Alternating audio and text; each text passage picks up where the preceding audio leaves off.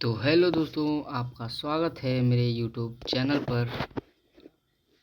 आज हम देखेंगे कक्षा 10 अर्धवार्षिक परीक्षा विज्ञान का।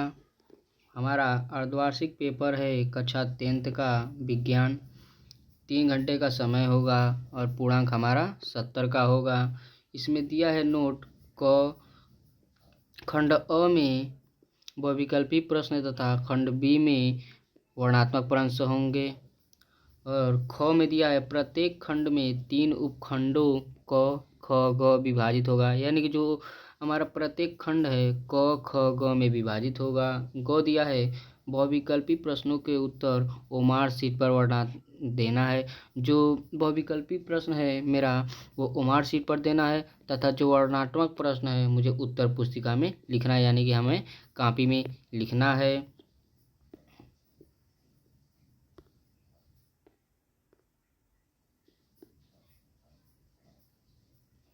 तो अपना हम क्वेश्चन शुरू करते हैं दोस्तों। हमारा पहला हमारा क्वेश्चन दिया है समतल दर्पण के द्वारा उत्पन्न आवर्धन कितना होता है। तो जो समतल दर्पण का द्वारा उत्पन्न आवर्धन हमारा 1 होता है, प्लस का 1 होता है। हमारा पहला का असही हो जाएगा।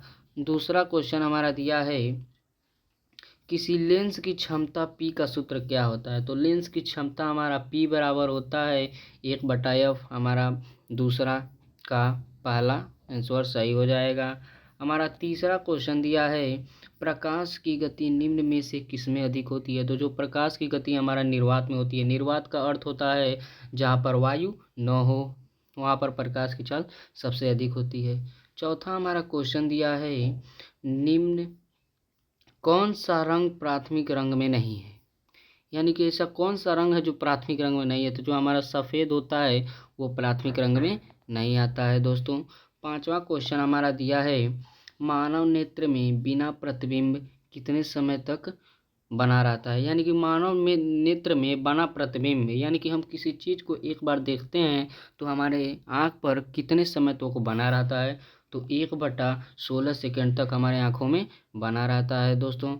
हमारा 6वां क्वेश्चन दिया है मानव नेत्र जिस भाग पर किसी वस्तु का प्रतिबिंब बनता है उसे क्या कहते हैं। यानी कि जो हमारा नेत्र होता है, हमारे नेत्र में जहाँ पर हमारे प्रतिबिंब बनाता है, यानी कि किसी भी चीज़ को जब हम देखते हैं तो हमारे नेत्र में जो प्रतिबिंब बनता है वो किस स्थान पर बनता है। तो हमारा दृष्टिपटल या रेटिना पर बनता है। हमारा 7वां सवाल है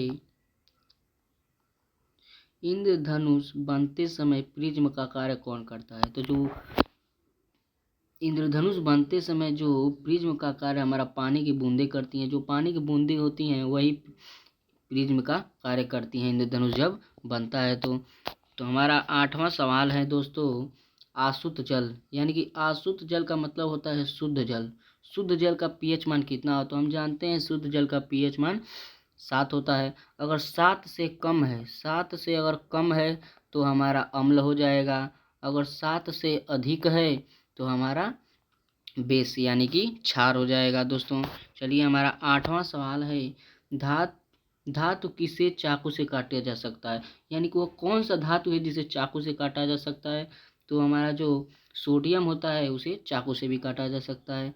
10वां हमारा क्वेश्चन दिया है मेथेनोइक अम्ल किसे कहा जाता है। तो मेथेनोइक अम्ल कहाँ पाया जाता है, सॉरी दोस्तों, मेथेनोइक अम्ल किस चीज़ में पाया जाता है। तो जो चींटी का डंक होता है उसमें मेथेनोइक अम्ल पाया जाता है। 11वां हमारा क्वेश्चन कह रहा है कौन सा एक प्रबल अम्ल है। यानी कि इस चीज़ में से, यानी कि जो हमारा 4 ऑप्शन दिया है इसमें से कौन ऐसा अम्ल है जो प्रबल अम्ल है। तो HCl हो गया, H2SO4 हो गया, ये सब हमारे प्रबल अम्ल हैं। 12वां क्वेश्चन हमारा कह रहा है ZnO+C ZN+CO अपक्रिया है। ये जो अपक्रिया दिया गया है कौन सी अपक्रिया है। तो ये हमारा रेडॉक्स अपक्रिया है। रेडॉक्स अपक्रिया कहते किसे हैं, वह अपक्रिया जिसमें अपचयन तथा उपचयन दोनों की क्रियाएं होती है उन्हें रेडॉक्स अपक्रिया कहती है। तो देखिए इसमें से जो हमारा ऑक्सीजन है यहाँ पर जाकर यहाँ पर यानी कि निष्कासित हो रहा है यानी कि अपचयन हो रहा है, और यह सी में जाके जुड़ रहा है यानी कि हमारा अपचयन हो रहा है। 13वां क्वेश्चन हमारा दिया है बुझे चूने का सूत्र है, यानी कि जो बुझा हुआ चूना सूत्र क्या है। हमारा चूने का सूत्र होता है CaO, और जब इसमें हम H2O डाल देते हैं तो हमारा बन जाता है CaOH का होल ट्वाइस। इसे ही बुझा चूना कहते हैं दोस्तों। 14वां क्वेश्चन हमारा बायो से आ गया, कह रहा है यकृत संश्लेषित करता है। तो जो यकृत संश्लेषित हमारे प्रोटीन को करता है, दो आंसर सही हो जाएगा। 15वां क्वेश्चन हमारा दिया है निम्न में से क्रेब्स चक्र की क्रिया स्थल है। तो जो क्रेब्स चक्र की क्रिया स्थल वो हमारा माइटोकॉन्ड्रिया हो जाएगा।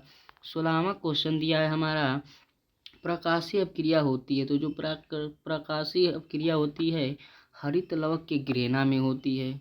17वां क्वेश्चन हमारा कह रहा है गर्म जल प्राप्त करने के लिए हम सौर जल तापक का उपयोग किस दिन नहीं कर सकते हैं, यानी कि बादलों वाले दिन।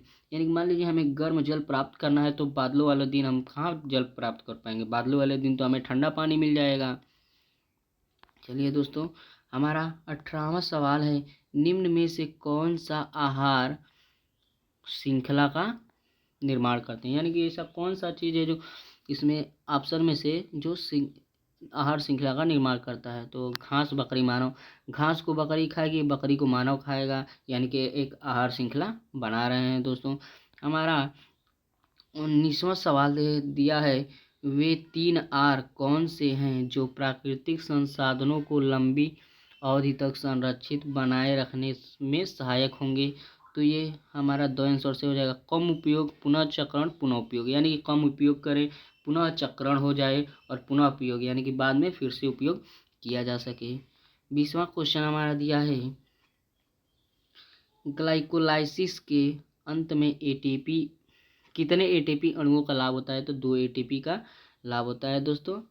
हमारा 20 MCQ सही हो गए, 20 आउट ऑफ 20 हमारे सही हो गए। ये हमें उमार पे है इसका आंसर देना है। हमारा सवाल कह रहा है वर्णात्मक प्रश्न खंड ब, वर्णात्मक प्रश्न पहला हमारा लघु उत्तरीय प्रश्न कह रहा है पहला कि परावर्तन के नियमों को लिखिए। तो यानी कि परावर्तन के 2 नियम होते हैं, उस नियम को हमें लिखना है। दूसरा हमारा कह रहा है लेंस की क्षमता से आप क्या समझते हैं, यानी कि जो लेंस की क्षमता होती है उससे आप क्या समझते हैं। इसका एसआई मात्रक क्या होता है, उसका गणितीय सूत्र दीजिए। तो इसका एसआई मात्रक डायोप्टर होता है, डायोप्टर हो जाएगा दोस्तों, इसका एसआई मात्रक डायोप्टर हो जाएगा। तीसरा हमारा क्वेश्चन कह रहा है एक किरण आरेख का उपयोग करते हुए उत्तल लेंस के 2f1 पर बने बिंब के प्रतिबिंब की स्थिति आकार प्रकृति की उल्लेख कीजिए। यानी कि 2f1 पर उत्तल लेंस रखा गया है, उसकी स्थिति को हमें बताना है। दीर्घ उत्तरीय प्रश्न है दोस्तों हमारा कह रहा है दीर्घ उत्तरीय प्रश्न चौथा निकट दृष्टि दोष क्या है, यानी कि जो निकट दृष्टि दोष होता है वो क्या है, इसे किस प्रकार संशोधित किया जा सकता है, इसका किरण आरेख भी बताइए। हमें इसका किरण आरेख भी बताना है।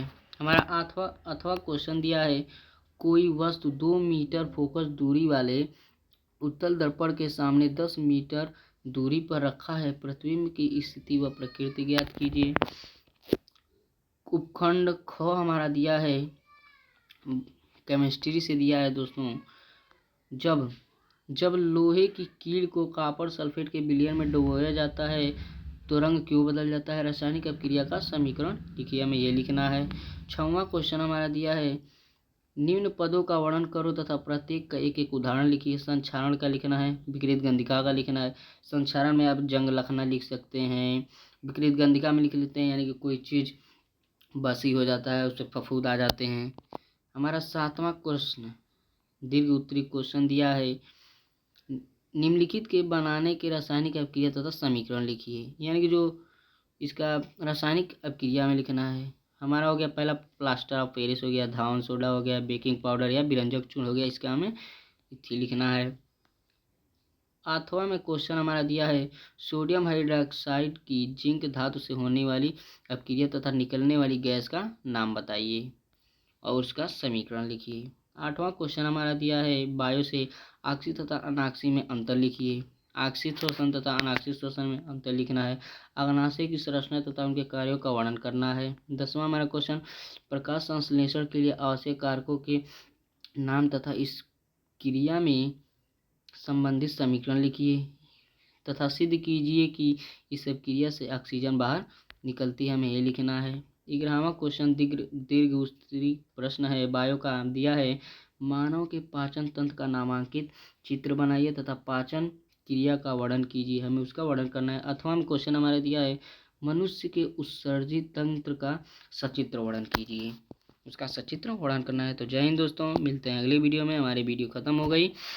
आपको वीडियो अगर अच्छा लगे तो हमारे वीडियो को वीडियो को लाइक करें और चैनल को लाइक करें तथा सब्सक्राइब करें। मिलते हैं।